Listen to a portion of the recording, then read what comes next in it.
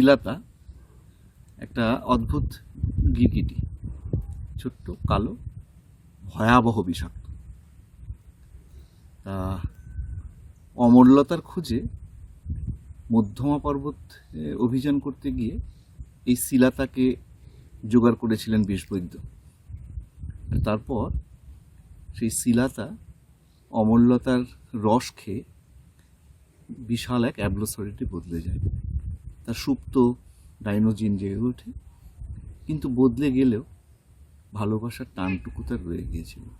যে ছবিটা নিয়ে এই আবলুস গল্পের শুরু, সেটা আমার একটা স্বপ্ন, একটা অ্যাবলোসরিডের পিঠে চেপে বরফের পাহাড় ডিঙিয়ে নামছি। সেই উদ্ভট ফ্যান্টাসি স্বপ্নটাই আবলুস গল্প হয়ে এসেছিল। এটা বিষবৈদ্যের দ্বিতীয় গল্প, কিন্তু এতদিন অবধি কিন্তু এটা কোনো বইতে আসেনি। এবারে বিষবৈদ্য দ্বিতীয় খণ্ডের উপন্যাস হিসেবে শিলাতা আসছে আবলুস। নিকোবর দ্বীপপুঞ্জের একজন নিকোবরী মানুষ, তিনি খ্রিস্টান ধর্ম অবলম্বন করেন এবং তারপর পাদ্রী হয়ে ওই অঞ্চলের উন্নয়নে বিশাল ভূমিকা ছিল মানুষটার, এবং তেমনি অ্যাডভেঞ্চারার ছিলেন তিনি।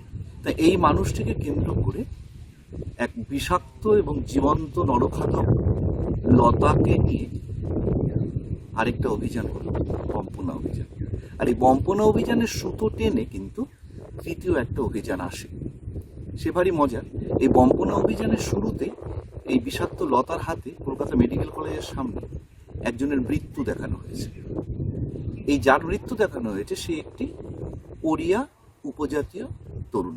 অগ্নিবিবর অভিযানে আমি আবার ফিরে গিয়েছিলাম সেই নিবাত কবচ অভিযানের স্টাইলে, যেখানে পুরনো মহাভারতের কিছু কাহিনীকে ডিকনস্ট্রাক্ট করে আমি কিন্তু এই গল্পটা শুরু করেছি। একটা পৌরাণিক ব্যাকগ্রাউন্ড থেকে শুরু করছি ত্রিদেবকে নিয়ে, এবং ফাইনালি সেটা এসে দাঁড়াচ্ছে একটা বিষাক্ত শক্তিজীব বনাম বিষবৈদ্যের যুদ্ধে।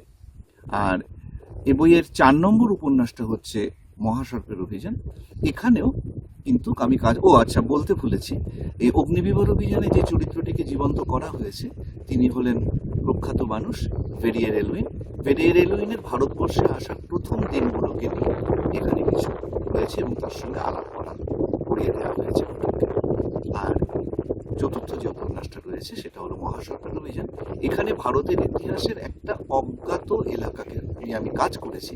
সেটা হলো কর্ণাটকের উত্তর অঞ্চলের একটি ছোট্ট রাজ্য, তার বিস্তার, তার যুদ্ধ, এবং সেইটাকে কেন্দ্রে রেখে ওই পাতালবাসী দুই ভয়াবহ সাপ বনাম বিষবৈদ্যের একটা এপিক যুদ্ধের গল্প উঠে এসেছে মহাসর্পের অভিযানে। তো এই 4টে উপন্যাস, আবলুস, অগ্নিবিবর অভিযান, মহাসর্পের অভিযান, বম্পনা অভিযান, এই নিয়ে আসছে বিষবৈদ্য দ্বিতীয় খণ্ড।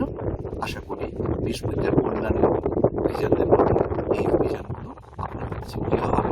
হ্যাঁ, এর শেষে আমরা বিষবৈদ্যের পরিচিতি এবং যাবতীয় বিষের লিস্ট নতুন করে আপডেটেড হয়েছে, কারণ প্রতি বছর অভিযানে নতুন নতুন বিষ অস্ত্র আসে, কিছু কিছু জীবনী পরিচয় বের, সেটা সম্পূর্ণ পরিচিতিটাও এই দ্বিতীয় খণ্ডের শেষে আমরা নতুন করে দেওয়া হয়েছে।